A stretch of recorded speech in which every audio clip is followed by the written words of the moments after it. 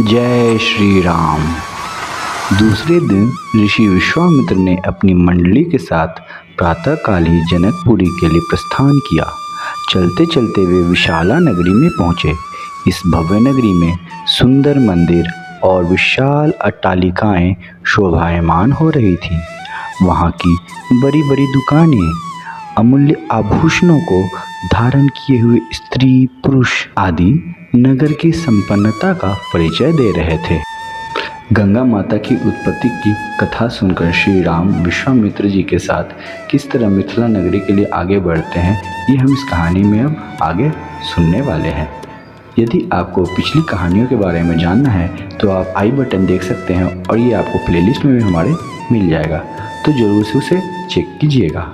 और यदि आपने इस चैनल को अभी तक सब्सक्राइब नहीं किया है तो सब्सक्राइब भी कर लीजिए, जिससे आपको आने वाले नई कहानियों के नोटिफिकेशन मिलते रहेंगे और आपके सब्सक्रिप्शन और शेयर से हमारा मनोबल भी बढ़ेगा। चौड़ी चौड़ी और साफ सुथरी सड़कों को देखकर ज्ञात होता था कि नगर के रखरखाव और व्यवस्था बहुत ही सुंदर और प्रशंसनीय थी। विशाला नगरी को पार करके वे सभी मिथिलापुरी पहुँचे। उन्होंने देखा कि नगर के बाहर सुरम्य प्रदेश में एक मनोहर यज्ञशाला का निर्माण किया गया था और वहां पर विभिन्न प्रांतों से आए हुए वेद पाठी ब्राह्मण मधुर ध्वनि में वेद मंत्रों का सस्वर पाठ कर रहे थे। शोभायुक्त यज्ञ मंडप अत्यंत आकर्षक था, जिसे देखकर राम ने कहा, हे गुरुदेव, इस यज्ञशाला की छटा मेरे मन को मोह रही है और विद्वान ब्राह्मणों के आनंददायक मंत्रोच्चार को सुनकर मैं पुलकित हो रहा हूँ।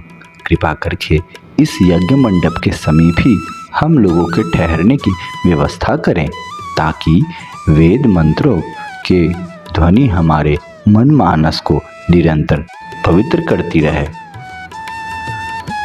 जब राजा जनक को सूचना मिली कि ऋषि विश्वामित्र अपनी शिष्यों तथा अन्य ऋषि मुनियों के साथ जनकपुरी में पधारे हैं, तो उनके दर्शन के लिए वे राजपुरोहित शतानंद को लेकर यज्ञशाला में पहुँचे।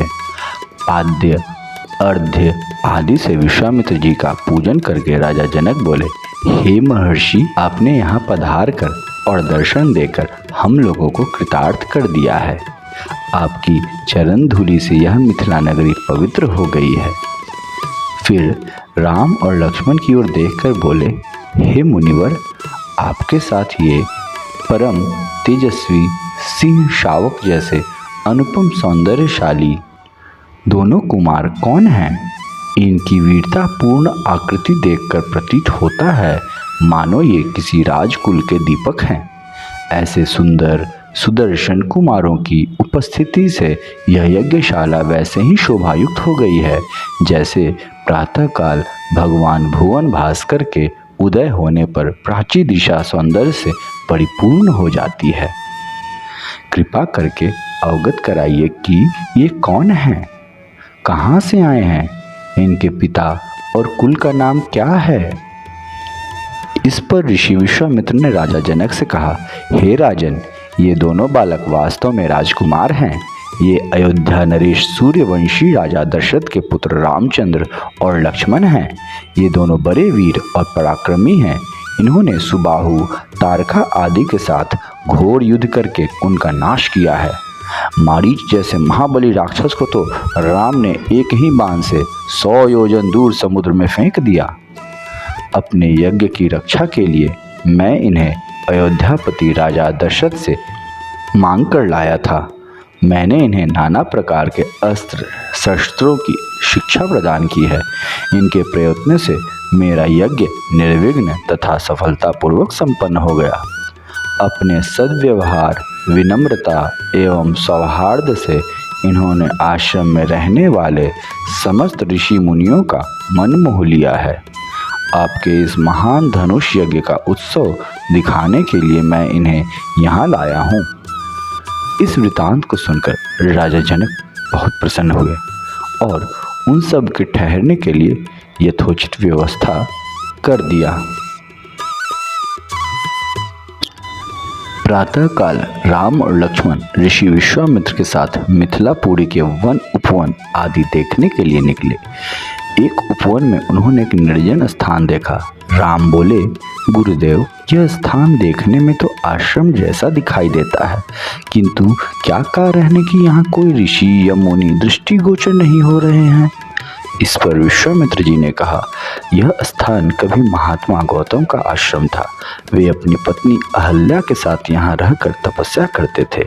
एक दिन गौतम ऋषि की अनुपस्थिति में इंद्र ने गौतम के वेश में आकर अहल्या से प्रणय याचना की। यद्यपि अहल्या ने इंद्र को पहचान लिया था, तो भी यह सोचकर कि मैं इतनी सौंदर्यशाली हूँ कि देवराज इंद्र स्वयं मुझसे प्रणय याचना कर रहे हैं, अपनी स्वीकृति दे दी। जब इंद्र अपने लोक लौट रहे थे, तभी अपने आश्रम को वापस आते हुए गौतम ऋषि की दृष्टि इंद्र पर पड़ी। उस समय इंद्र उन्हीं का वेश धारण किए हुए था। तत्काल वे सब कुछ समझ गए और उन्होंने इंद्र को शाप दे दिया। इसके बाद उन्होंने अपनी पत्नी को शाप दिया कि रे दुराचरिणी, तू हजारों वर्ष तक केवल हवा पीकर कष्ट उठाती हुई यहाँ राख में पड़ी रहे। जब राम इस वन में प्रवेश करेंगे, तभी उनकी कृपा से तेरा उद्धार होगा। तभी तू अपना पूर्व शरीर धारण करके मेरे पास आ सकेगी। यह कहकर गौतम ऋषि इस आश्रम को छोड़कर हिमालय पर जाकर तपस्या करने चले गए।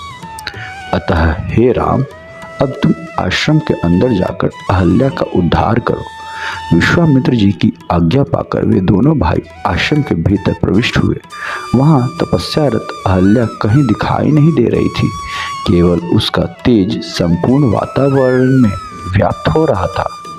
जब अहल्या की दृष्टि राम पर पड़ी, तो उनके पवित्र दर्शन पाकर वह एक बार फिर सुंदर नारी के रूप में दिखाई देने लगी।